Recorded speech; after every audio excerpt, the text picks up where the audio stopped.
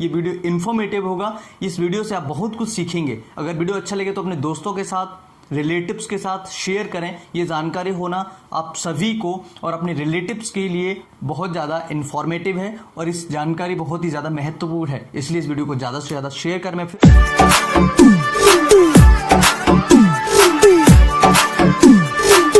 Hello everyone, सो आज हम समझेंगे पल्स रेट क्यों बढ़ता है और पल्स रेट नॉर्मल क्या होता है। केवल इस वीडियो में हम ये समझेंगे कि पल्स रेट बढ़ने के कारण क्या होते हैं। तो सबसे पहले समझ लेते हैं पल्स रेट को कहते क्या है, यानी कि अगर पल्स रेट बढ़ जाए तो इसे हम क्या कहेंगे। इसे हम कहते हैं टैकीकार्डिया। टैकीकार्डिया यानी कि पल्स रेट का बढ़ना, यानी कि जो हमारी हार्ट बीट है, जो हार्ट रेट है वो बढ़ रही है। अब यहाँ पर हमें एक चीज़ ध्यान रखना होगा, पल्स रेट और हार्ट रेट में कोई डिफरेंस होता है क्या? नहीं, पल्स रेट और हार्ट रेट दोनों एक ही होती हैं। ओके, इसमें आपको कंफ्यूज नहीं होना है। अब आगे चलते हैं और समझ लेते हैं ऐसे कौन से कारण हैं जिनकी वजह से आपकी पल्स रेट जो होती है या हार्ट रेट जो होती है वो बढ़ सकती है। पैथोलॉजिकल का मतलब होता है हमारे शरीर में कुछ ऐसी बीमारियां जिनके कारण जो हमारा पल्स रेट है वो बढ़ जाए, हाई हो जाए। तो हाई पल्स रेट को हमने पहले समझ लिया, टैकीकार्डिया कहेंगे।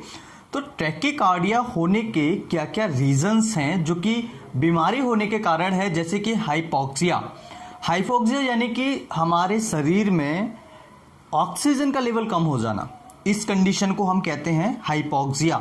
तो हाइपोक्सिया यानी कि लो O2 लेवल, यानी कि लो ऑक्सीजन लेवल इन ब्लड और बॉडी।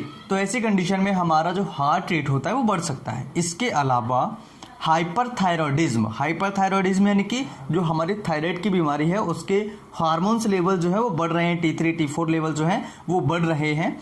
ऐसी कंडीशन में थायरोटॉक्सिकोसिस मरीज को हो जाता है आगे चल के। तो ये जो बीमारी है हाइपरथायरॉयडिज्म, इसके अंदर भी हमारी पल्स रेट या हार्ट रेट बढ़ी हुई देखने को मिल सकती है। इनके कारण भी हार्ट रेट जो होती है वो बढ़ सकती है। इसके अलावा फीवर, जिसे हम पायरेक्सिया भी कहते हैं, फीवर को हमारी लैंग्वेज में पायरेक्सिया कहते हैं और इसे अगर हाई फीवर कहा जाए तो इसे हम कहते हैं हाइपर पायरेक्सिया। नॉर्मल जो फीवर होता है यानी कि बुखार हम कब माने तो 100.4 फ़ारेनहाइट तक अगर बुखार होता है तो इसे हम बुखार नहीं मानते, यानी कि 100.4 फ़ारेनहाइट तक अगर किसी का टेम्परेचर है, किसी का तापमान है तो हम इसे बुखार नहीं मानेंगे। ठीक है, अगर इससे ऊपर जाता है तब इसे हम बुखार मानेंगे। मॉर्निंग में टेम्परेचर थोड़ा डाउन होता है, इवनिंग में टेम्परेचर थोड़ा ज़्यादा होता है। फॉर एग्जांपल इवनिंग की बात करें तो इवनिंग में 99.6 फ़ारेनहाइट देखने को मिल सकता है, 99.6। और अगर मॉर्निंग की बात करें तो 98.6 हमें देखने को मिल सकता है, इवनिंग और मॉर्निंग। ठीक है, तो ये टेम्परेचर है, ये नॉर्मल होता है। अब बात कर लेते हैं एनीमिया के बारे में। इसके अलावा एनीमिया अगर किसी मरीज को होता है तो भी हमारी पल्स रेट या फिर हार्ट रेट बढ़ जाएगी। एनीमिया क्या होता है? हमारे शरीर में ब्लड कम हो जाना, हीमोग्लोबिन कम हो जाना। ठीक है, इसे हम कहेंगे एनीमिया। स्पेशली हीमोग्लोबिन का कम होना एनीमिया कहलाता है। एनीमिया कई तरह के होते हैं, सिकल सेल एनीमिया, ठीक है, और अन्य प्रकार के भी एनीमिया देखने को मिलते हैं। आयरन डेफिशिएंसी एनीमिया, ठीक है, विटामिन B12 डेफिशिएंसी एनीमिया, ठीक है।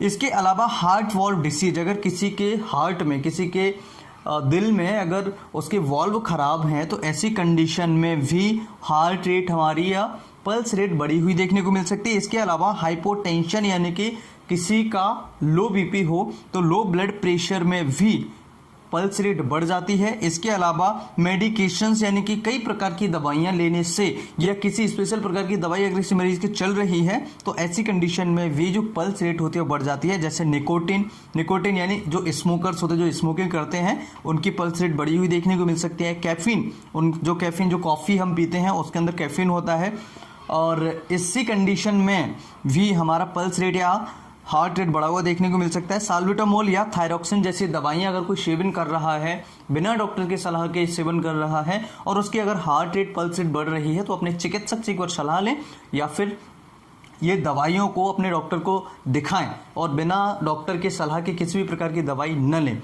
अब बात कर लेते हैं ऐसे कुछ कारण जिनके कारण हमारा पल्स रेट या हार्ट रेट बढ़ जाता है लेकिन हमारे शरीर में किसी भी प्रकार की बीमारी नहीं है।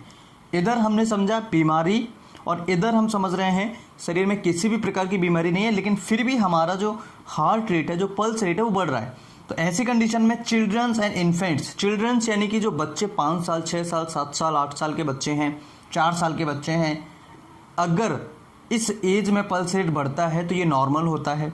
इन्फेंट्स यानी कि जो 1 साल से नीचे के बच्चे हैं, 6 महीने के बच्चे हैं, 8 महीने के बच्चे हैं, 4 महीने के बच्चे हैं, तो इन्फेंट्स में भी ये पल्स रेट जो होता है बढ़ जाता है। ठीक है। इसके अलावा प्रेगनेंसी में भी हमारा हार्ट रेट, पल्स रेट जो होता है वो बढ़ा हुआ देखने को मिल सकता है। एक्सरसाइज, अगर हम किसी प्रकार की एक्सरसाइज करके आते हैं, दौड़ते हैं, फिर हम किसी प्रकार का वेट लिफ्टिंग करते हैं, तो ऐसी कंडीशन में हमारी जो पल्स रेट है, हार्ट रेट है, बढ़ जाती है। इसके अलावा स्ट्रेस, एंजाइटी, अगर किसी मरीज को ज़्यादा स्ट्रेस है, एंजाइटी है, चिंता है, तो ऐसी कंडीशन में भी हमारा स्ट्रेस जो है पल्स रेट को बढ़ा सकता है। इसके अलावा लो पोटेशियम लेवल और एड्रेनल स्ट्रेस, अगर किसी को एड्रेनल स्ट्रेस है या फिर लो पोटेशियम है किसी के शरीर में, तब भी पल्स रेट हमारा बढ़ सकता है। अब बात कर लेते हैं पल्स रेट हमारा नॉर्मल कितना होना चाहिए। तो 60 से लेकर के 100 तक, यानी कि 60 से लेकर के 100 तक अगर ये 1 मिनट में आ रहा है तो ये नॉर्मल है, और अगर इससे 100 से ऊपर जाता है तो टैकीकार्डिया कहेंगे, और अगर 60 से नीचे आ रहा है तो इसे हम ब्रेडिकार्डिया कहेंगे। ठीक है। तो दोनों कंडीशन हमने समझ ली है। आज की इस वीडियो में हमने समझा ऐसी बीमारियां जिनके कारण पल्स रेट बढ़ती है, और ऐसे कुछ कारण जो शरीर में किसी भी प्रकार की बीमारी नहीं है तब भी हमारा पल्स रेट को बढ़ा रही है।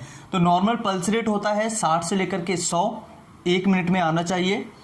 इसके अलावा कुछ ऐसी कंडीशंस जिनमें 60 से लेकर के 85 तक अंडरलाइन किया जाता है पर मिनट के हिसाब से, तो वो एक अलग थ्योरी है, इसको मैं डिस्कस यहाँ पर नहीं करूंगा, लेकिन ये नॉर्मल है। 60 से लेकर के 100 तक अगर किसी मरीज का पल्स रेट अगर आता है तो ये नॉर्मल है, और कारण हमने समझ लिए हैं। अगर इनमें से आपको कोई भी किसी भी प्रकार का कारण है तो अपने डॉक्टर से एक बार सलाह ले, और अगर आपको इनमें से कोई कारण है तो डॉक्टर से सलाह लेने की ज़रूरत नहीं है। इन कारणों को हटा दीजिएगा, आपकी पल्स रेट नॉर्मल हो जाएगी। उम्मीद करता हूँ ये वीडियो आप सभी के लिए पसंद आया होगा, ये वीडियो इन्फॉर्मेटिव होगा। इस वीडियो से आप बहुत कुछ सीखेंगे। अगर वीडियो अच्छा लगे तो अपने दोस्तों के साथ, रिलेटिव्स के साथ शेयर करें। ये जानकारी होना आप सभी को और अपने रिलेटिव्स के लिए बहुत ज़्यादा इन्फॉर्मेटिव है, और इस जानकारी बहुत ही ज़्यादा महत्वपूर्ण है, इसलिए इस वीडियो को ज़्यादा से ज़्यादा शेयर करें। मैं फिर मिलता हूँ इसी तरह किसी नई वीडियो में, तब तक के लिए नमस्कार, जय हिंद।